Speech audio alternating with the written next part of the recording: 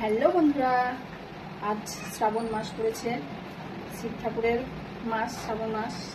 তাই সবাই কাঁচের চুরি করছে, আমিও করে নিলাম। দেখো একটা গেছে। বন্ধুরা, কেউ যদি বলো কেন এই সবুজ রঙের কাঁচের চুড়ি পরা, সঠিক জানি না, শুনেছিলাম আর কি যে এই সবুজ রং নাকি মহাদেবের প্রিয় রং।